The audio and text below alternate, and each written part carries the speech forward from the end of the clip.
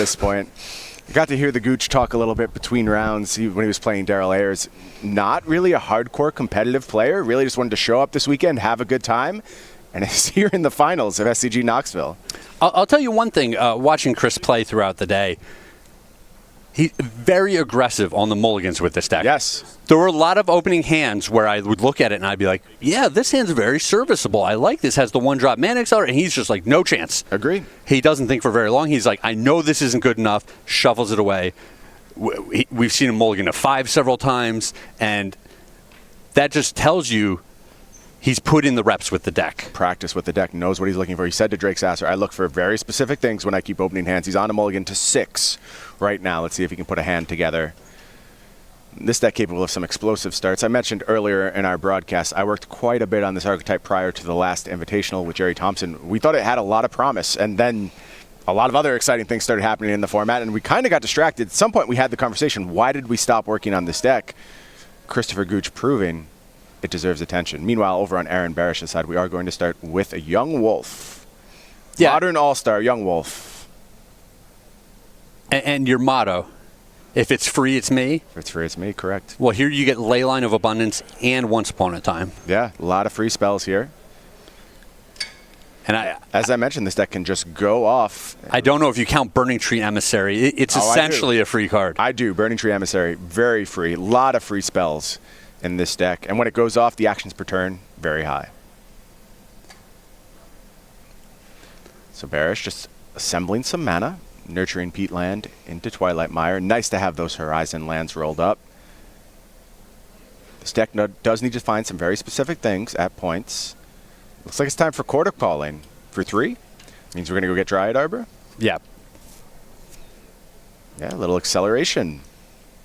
This is a play that I've seen Aaron make basically every time it's been available. Yes. Especially in this matchup where Christopher Gooch really doesn't have much of a way to interact with the Dryad Arbor. No Lightning Bolt's going to pick that off. Super incentivized to just go ahead and accelerate.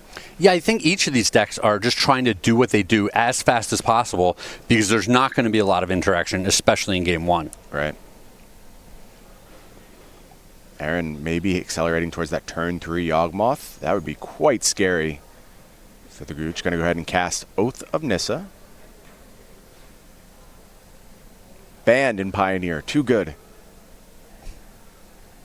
Showing it has legs in the modern format. It died for other cards' sins, for sure. I think that's accurate.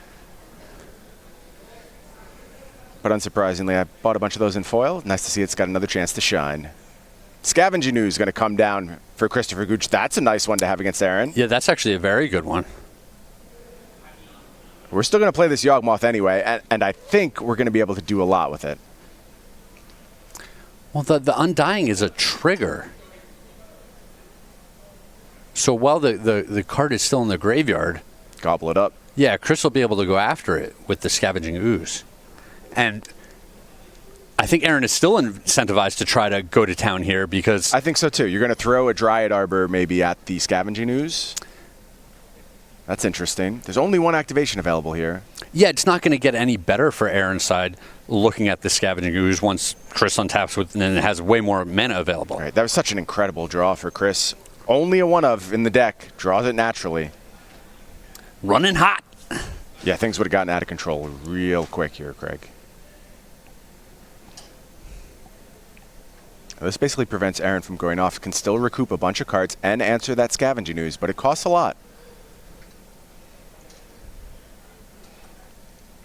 Let's see how she wants to play this.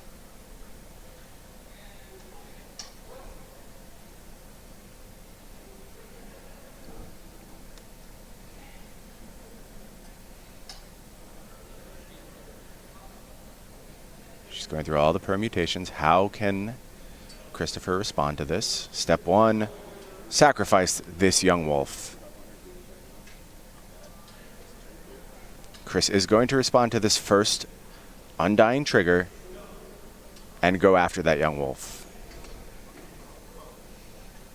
And I would expect Aaron to react to that.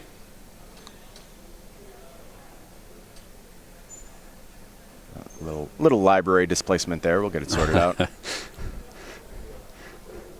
No harm, no foul. Dexterity error. Familiar with those. So I believe the situation now is that Young Wolf has an Undying trigger on the stack. Christopher Gooch has gone ahead, activated Scavenging Ooze, targeting the Young Wolf. And now I assume Aaron will go ahead and clean up that Scavenging Ooze.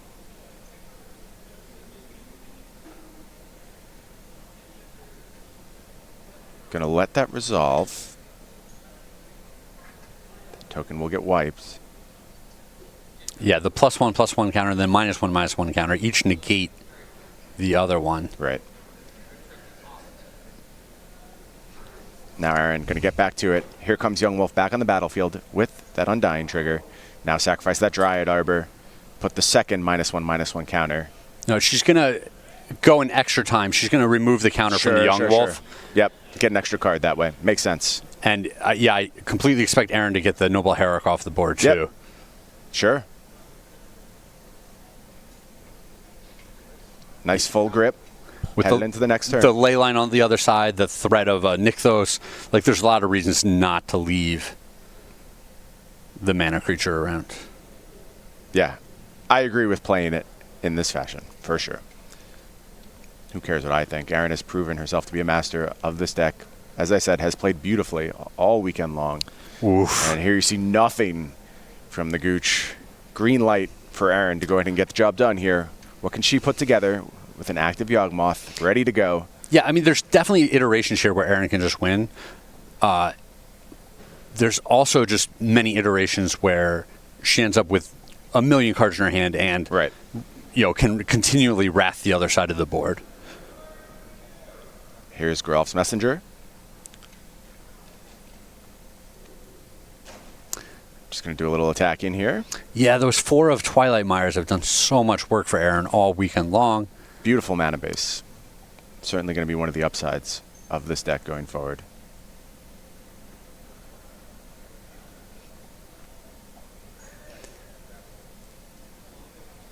Chris can't even get the Dryad Arbor. Yeah, too vulnerable. Of course, Dryad Arbor makes 2 mana under Leyline of Abundance. Yawgmoth will make quick work of that, though. Here's an Oath of Nissa.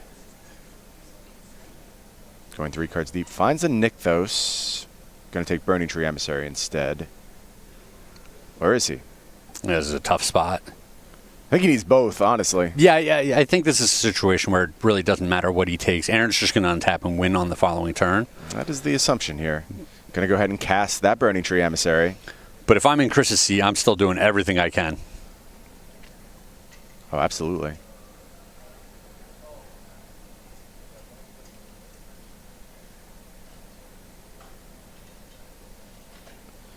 So Messenger is going to be sacked. That's going to put a counter on that Burning Tree Emissary. Draw a card.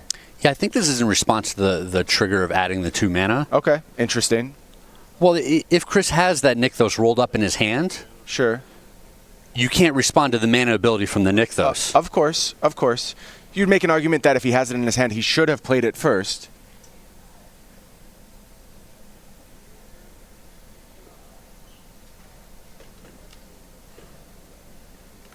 And he does have it. But he does have it in his hand. Yeah, I don't think playing it first changes anything. And this is going to wrap it up. Yeah, shows a Young Wolf, and that's going to get the scoop from Christopher Gooch. And now Aaron quickly up a game on Mono Green Devotion. Yeah, the only thing that does, if you play it first, you have access to 3 green mana, so you could play like Llanowar Tribe. But like you said, it's basically irrelevant at this point. And Aaron able to cleanly take down that game 1. And now we're going to head to sideboards, Craig. And over on Aaron's side, we are looking at 2 Thoughtseize, 2 Veil of Summer, 2 Damping Sphere, an Abrupt Decay, 1 Assassin's Trophy, Thrashing Brontodon, 1 Plague Engineer, that's a nice one, 1 Obstinate Baloth, 1 Phyrexian Revoker, 1 Reclamation Sades, a Yixlid Jailer, and a Kitchen Finks. I think there are some good options here for Aaron. Yeah, there's a lot of interesting cards here. I like the Abrupt Decay, I like the Assassin's Trophy, I like the Thrashing Brontodon, I like the Reclamation Sage, I really like the Plague Engineer, and so it's just a smattering of all these different answers, ways to interact with both the enchantments and the creatures coming out of the other side of the board. Plenty of options here. Meanwhile, on Gooch's side, we are looking at 2 Veil of Summer, 2 Blood Moon, a Craterhoof Behemoth, 1 Ulamog, 1 Spellskite, 1 Grafdigger's Cage, 1 Pithy Needle, 1 Mycosynth Lattice, 1 Snaring Bridge, 1 Tormod's Crypt, 1 Walking Ballista, 1 Liquid Metal Coating, and 1 Damping Sphere. Of course, many of these cards concessions to the main deck Karn, and not likely to go ahead and enter. You'd say the same about the Craterhoof Behemoth. That's there for Vivian to go get. Yep. So we're basically looking at a 4-card sideboard. You can make an argument that sometimes you want to bring in Walking Ballista because you want to draw it naturally, but I don't think that's the case here. Any interest in those Blood Moons, Craig? Do you think that could do enough to mess up Aaron's early game? I think it's tough to be excited about Blood Moon. I'm a little bit interested just because Chris is on the play this game, so he can get on the board pretty quick. But Aaron's side does have some basics, and then there's the 4 birds. There's the Wall of Roots. Wall of Roots. Do I have the right one? You do. Okay. You do. Ooh, there's too many walls out there. Agreed. Magic just flush with walls. Well, so here's the thing, Craig. 3 basics, 4 fetch lands. The deck wants to cast triple black spells. I'm not saying 100% I want to go that route, but I'll tell you this about Christopher Gooch. I saw Christopher bring in Blood Moon against Urza. He believes in that card. He puts a very high priority on it. And having seen a bunch of non-basics over on Aaron's side of the battlefield, it would not surprise me if Christopher goes that route here. Yeah, he does have a smattering of cards that just aren't super exciting. Right. Like the Questing Beast, to me, doesn't line up well in this matchup. You're not picking off little planeswalkers along the way. Okay. Something like Llanowar Tribe is, like, not the most exciting card coming out of his deck. So I can see him finding room in his deck to bring in the Blood Moons, and maybe the Veil of Summers as well. Tell me, Brian, you, being a rules expert, what is the interaction? Don't know. Don't know. Okay. It doesn't matter what you say, Craig. I almost certainly do not know. I could give you a guess. Would you like a guess from me? How does Blood Moon interact with Urborg? It depends what order they are played in. Okay. Is that... I am fairly confident of that point. As far as how it affects what happens, I have absolutely no idea. Because if there are times when Urborg is still just making everything a swamp, yep, it's just another little tick in the direction. There's only one Urborg that we're looking at, but it is still one other little tick in the direction of not bringing in Blood Moon. I think this is about timestamps, and I don't know exactly how it gets resolved, but I'm sure our judge staff will be ready to answer that question should it come up.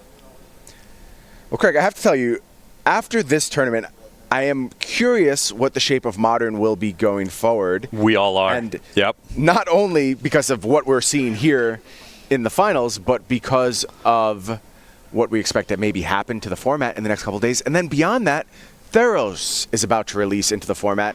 No better time to see what's going to happen with these new cards, with these new changes, than on the SCG Tour. Of course, events coming up all over the place in the next couple of months. Star City Games Richmond, next one on the calendar. Team Constructed Open. Team Constructed events now. Standard, Modern, Pioneer. That's great. Big shift of gears, no longer going to be Legacy on the Team Constructed Opens, and I am excited for that tournament. We're basically looking at a brand new Standard, what might be a brand new Modern, and a really nice showcase for the Pioneer format, which hasn't really had too many chances to shine in the limelight yet. So that's going to be a huge event. It's followed by another Team Constructed Open. We're going to go ahead and do it again the next week. Really cool to see that. Then we head out to Indianapolis for a Pioneer Open. And then, of course, it's the regional championships. It happens every single season. So exciting. Craig, do you usually play the regional championships? I know you have stores near you that support that. I often do. I've got some SCG regional swag. Nice. For a while, they were giving out medals to the winner. Okay. I have a medal. That is a nice piece of Magic memorabilia to hold. I don't think many people can say, look at my Magic medal. Yeah, and I'm sure it's only going up in value over time as well. As the Stonks expert, I am going to contest that point, but I hope it does work out for you, Craig. I'm always rooting for your portfolio to do well. Pioneer Open coming up next when we head to Baltimore, March 14th and 15th. And then the last Open we have on the schedule right now, Syracuse Modern Open. We're going to be there for that, Craig. Oh, we have another page of events. Of course. Yeah, we let's do. keep going. The events never end when it comes to the SCG Tour. April 4th and 5th, Atlanta. Then Craig and I are going to head out to Worcester. April 25th, 26th. Probably eat at that delicious Pizzeria Uno across the street, the finest restaurant in all of Worcester, of course. Cincinnati is up next on the schedule. Love Cincinnati, one of my favorite cities. And then Star City, Louisville on May 23rd and 24th. Last event before we head to SCGCon, Star City Games Philadelphia. Craig and I are going to be at that one as well. And then it's time for SCGCon Summer. And you can't get rid of me and Craig. We're going to that event too. All Magic all the time for us, Craig. Looking forward to it. It's going to be a great Season 1 here on the SCG Tour. Sounds like players going through mulligans. Believe we're making decisions on what card we're going to put back to make 6-card hands right now. So a mulligan for both players. We expect that from the Gooch. How often have you seen Aaron mulligan throughout the weekend here? A decent amount. I don't know, maybe not as much as some of the other decks. There is a lot of consistency in Aaron's deck where there's lots of Undying creatures and then lots of things that search for Undying creatures. Right. And a lot of virtual copies of all your cards with 4 Court of Calling, 4 Eldritch Evolution, 4 Once Upon a Time. Plenty of ways to find the good stuff. Looks like players have found acceptable 6s. And we're going to head to our Game 2. Aaron Barich just 1 game away from winning this entire tournament. Can the Gooch mount some defense here? Once Upon a Time from Aaron. A little free cantrip action.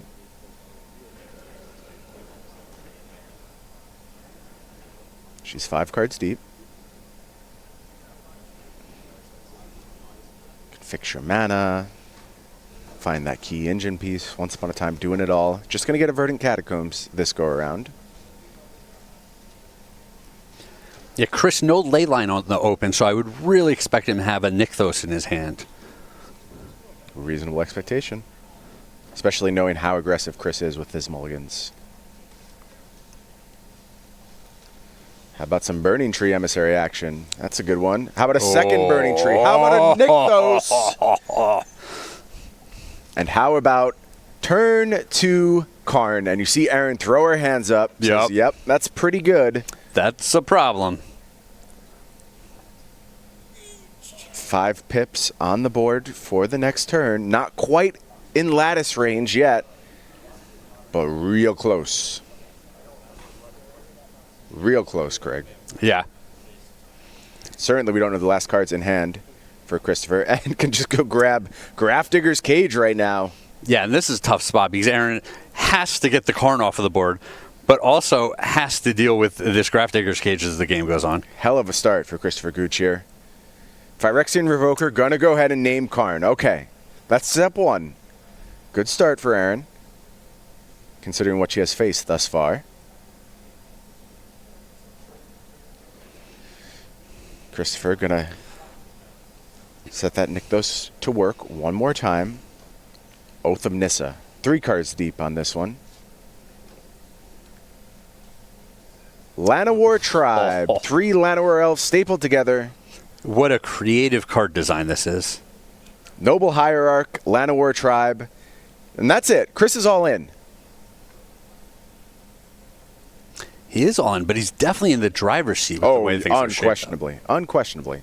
And now Burning Tree Emissary going to get to beating down. Aaron takes her draw. Answered the Karn problem. Didn't answer the problem of vomit my hand onto the battlefield. And it's tough for her to do so. Could be something like Plague Engineer, clean up those Noble Hierarchs. That would be a good step forward. But ultimately, I don't think you can win the game while that Grafdigger's Cage remains on the table. 3 mana for Aaron. Thrashing Brontodon. Okay. Little defense, possibly. We're taking the slow road. Llanowar Tribe. Still going to be a big one. Can crash in at 5/5 if it so chooses. But step 1 is activate Nykthos. Don't like to see that if you're Aaron.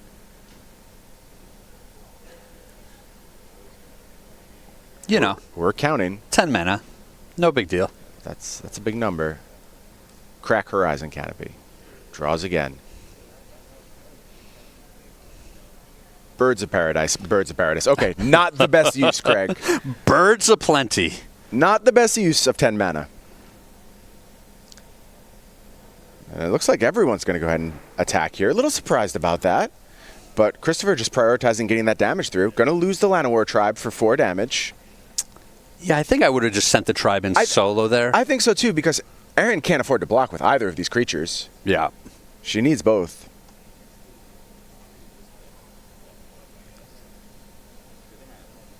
I think maybe you missed a point of damage there. We'll see if it matters as the game goes on.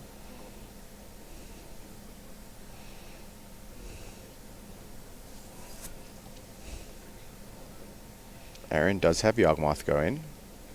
Geralf's Messenger. Christopher going to fall to 15. And Aaron with mana available to get that Thrashing Brontodon. Working on the Grafdigger's Cage. Really needs to fade the top of Chris's deck here. What's the flavor there? Oh, I saw some head nodding.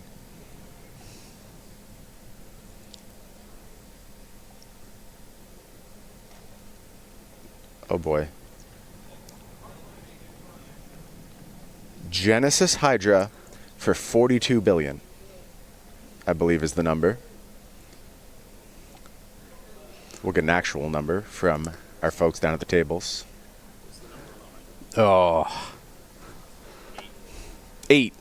Genesis Hydra for 8. And these are like all great hits where Vivian is great. Yeah.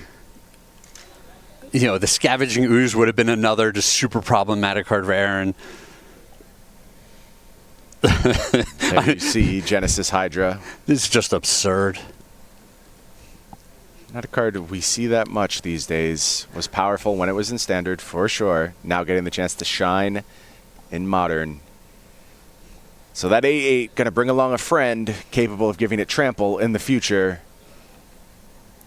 This is a scary spot for Aaron Barich. Yeah, and the Vivian can pick off the Revoker, opening up the Karn.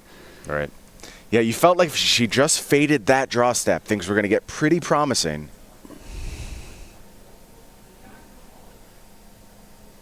But that might have been exactly what the doctor ordered. I mean, certainly it was the best card in the deck there. Can't do better than that. So he's going to fight the Thrashing Brontodon with the Genesis Hydra. Thrashing Brontodon in response going to take out that Grafdigger's Cage. How does that work? The dinosaur just throws itself on the ground and rolls around? Yeah, it's huge, Craig. It's a tremendous dinosaur. Obviously, it can smash a Grafdigger's Cage. But why does the dinosaur have to die in this process? I feel like it could just step on the thing. It's very aggressive about it. Well, that's fair. It is in the title. Yeah, it's thrashing violently. Well, now Aaron has unlocked the graveyard. Yeah, I was going to say, can Aaron potentially win from this point, or just have a position where she draws a million cards? I don't know. I don't know about the choice there from Christopher Gooch. I think there's a lot of merit to unlocking the Karn.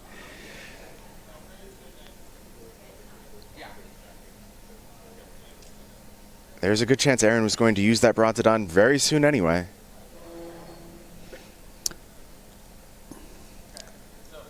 So now Aaron's seeing what she can put together.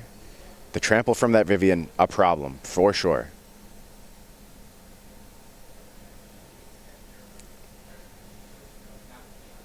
Genesis Hydra, very large.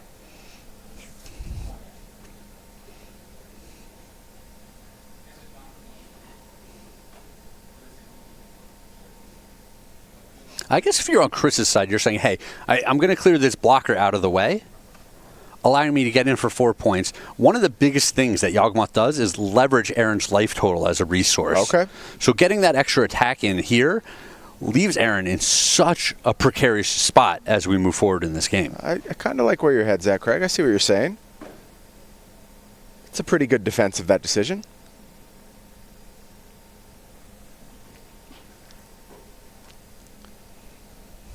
If nothing else, I would define Christopher Gooch's lines as consistently aggressive.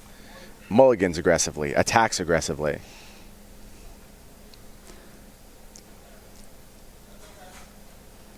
Yeah, this is a lot of power to have on the board. That Genesis Hydra could just be massive here. Well, as we mentioned, it can pick up Trample from the Vivian Plus. Can also throw a counter elsewhere if you believe that will help. Maybe force a little damage through with the Birds of Paradise. if you deem it necessary. That's, of course, vulnerable to Yawgmoth. I don't think we're going to go down that road. I think you just keep making that Hydra bigger. Yeah, I mean, you put 2 counters on the Hydra, it gains trample until end of turn. You get the 2 triggers from the Noble Hierarch, so you're crashing in with a 12-power creature? Yeah, I think Aaron would have to line up quite a few blocks in front of that. Looks like we are going to go 1 counter on Genesis Hydra. What are we doing with that second one? All right, we're going to spread it out a little bit.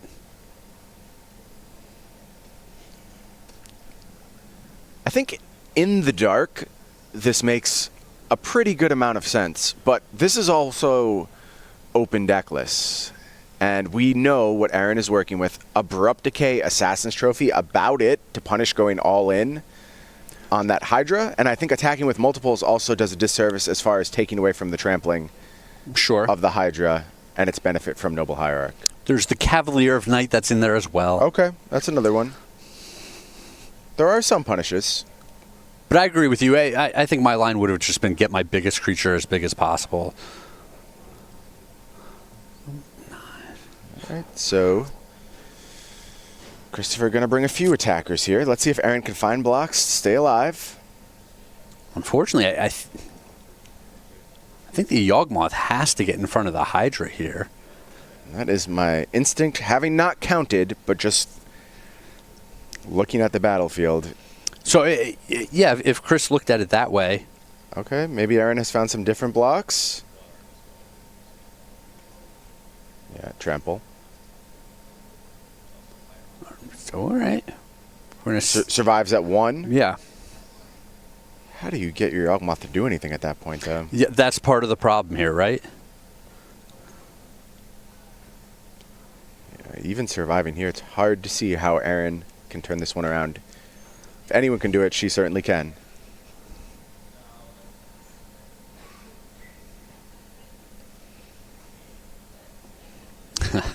And it's extra frustrating. She knows she can't get that Revoker involved in combat at any point now. Absolutely not. Absolutely not. Karn will punish that real hard. And by punish that, I mean end the game on the spot.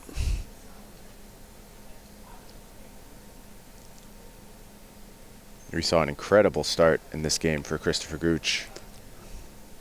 Just what this mono green devotion deck is capable of. Yeah, and like I said, I think the key is that he knows the right hands that have these explosive starts, and he'll mulligan to them consistently over and over. Yeah, this deck, another one, benefiting huge amount from the London Mulligan. Being super linear is a boon in this format right now. Looks like Aaron reconsidering these blocks now.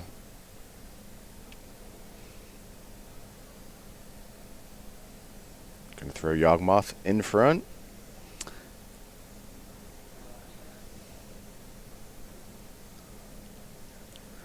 That would represent 6 damage coming her way, I believe.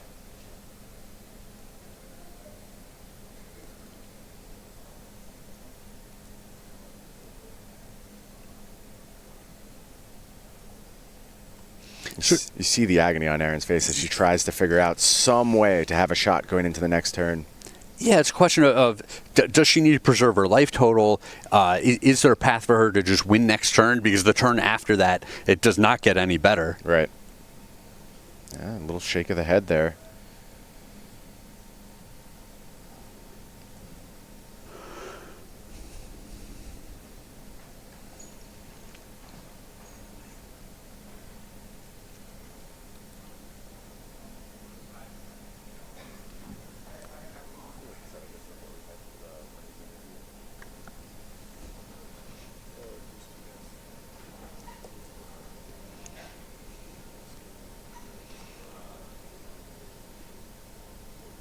Looks like we have found our blocks now. And they involve some Yawgmoth sacrificing?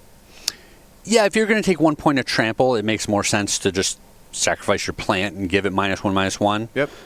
You lose the same amount of life, but you end up a card. Okay. A little follow-up from Christopher Gooch. Burning Tree Emissary. What does Aaron need on this turn? I'm assuming she's looking for a very specific combination of things. I'm not going to try and tell you what they are. I'm sure she knows what they are. Kitchen Finks. Seems unlikely to be in the deck, but Hey, I agree with you. I'm just trying to put out there. yeah, I mean, I don't know what else we're doing. A blood artist. Yeah, that's the one that really comes to mind. I mean, maybe there's a way to just make lethal from a blood artist.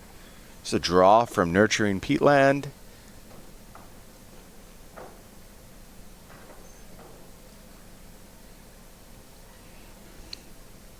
I think there is a world where blood artists could potentially just go off, but at 1, do you even have the sacrifice? The first sacrifice costs you a life, and you just lose on the spot, right? Yep. Yeah, and Aaron is going to scoop it up.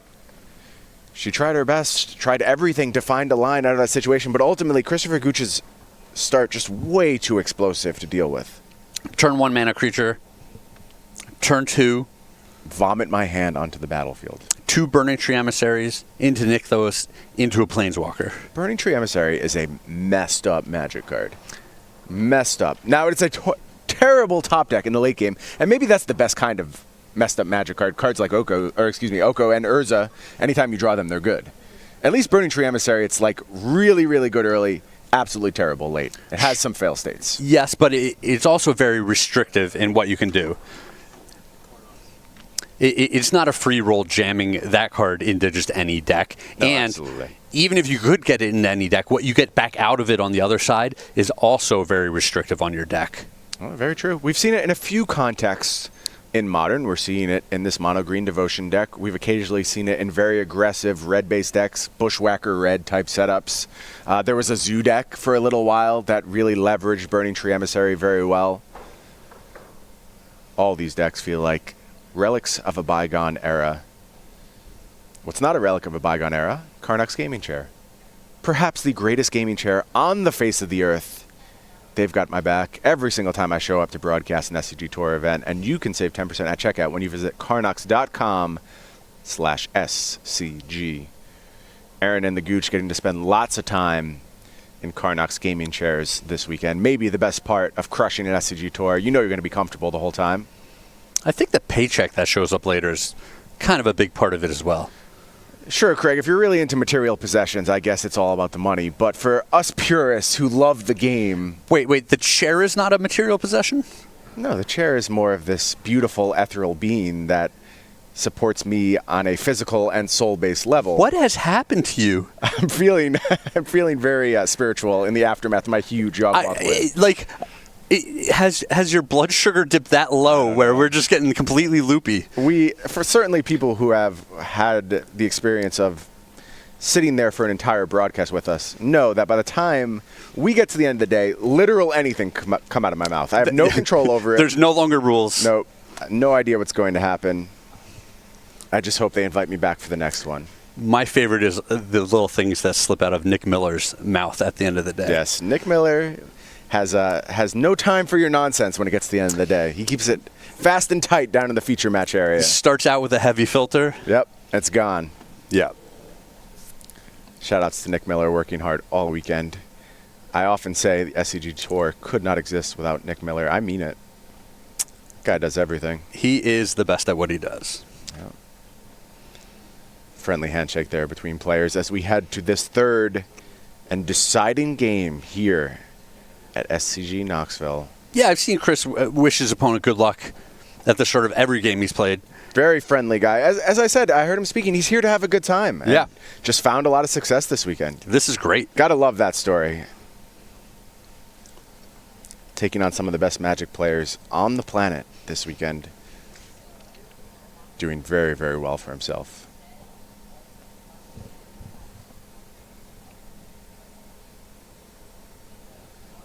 Looks like another mulligan for Chris. Aaron on a mulligan as well. Both players moving down to 6. One of the big faults, it's so funny to me to hear Christopher adopt this approach, because one of my huge faults with Mono Green Devotion is that I felt like I needed all 7 cards in my hand. It was somewhat tough to put together a chain of events if I didn't have access to everything, because as you saw Chris do, you just vomit your hand on the table sometimes. and you want your payoff to scale. One of the missing pieces from my initial builds of this deck, Genesis Hydra was not part of it, and that's certainly the cleanest 2-for-1 you can be offered once you have a bunch of mana established. Yeah, it is a huge threat by itself and finds another quality card out of your deck almost every single time. I will say that I think the way that the format is, you need explosive draws. Yeah. The idea that you're going to play a mana creature on turn 1 and then another 1 or 2 on turn 2, and then turn 3 you're going to tap out for a planeswalker, and then turn 4 you're going to try to leverage it. Like, that's not the way to go about this format. And sure. Your devotion will never be there. Your opponent's either going to do their better, more explosive thing, or they're just going to slowly 1-for-1 you along the way. I agree with you, Craig. I also like Christopher's Llanowar Tribe inclusion for that reason. It was not a card that ever crossed my radar, but when you think about how much mana that can generate, it really feeds into that principle very nicely. It's just another explosive engine you can use to your benefit. It's a much slower Burning Tree Emissary. Right? Much slower. But you have a lot of one-drop acceleration, a lot of ways to play that card on turn 2, and then you're off to the races on turn 3. Both players have found 6 that they are happy with. No leyline for Christopher Gooch. Certainly does not want to draw that one now. Once Upon a Time from Aaron Barich. She's going to consider her options.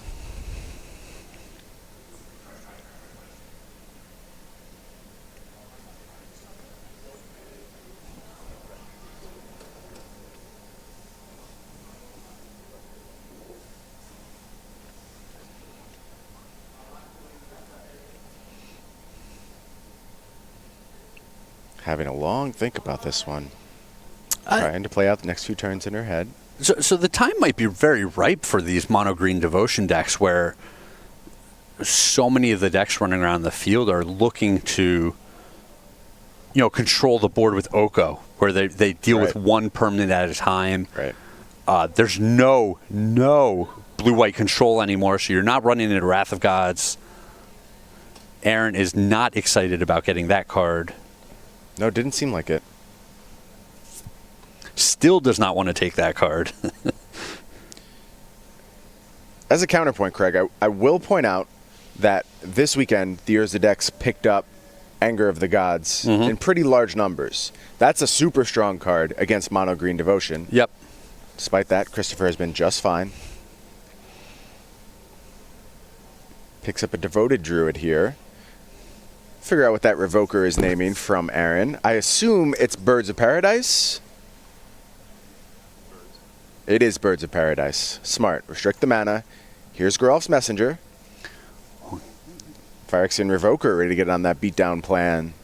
Yeah, Chris missed the land drop, too. That was huge. Yeah, that is real big. And if he doesn't find one here,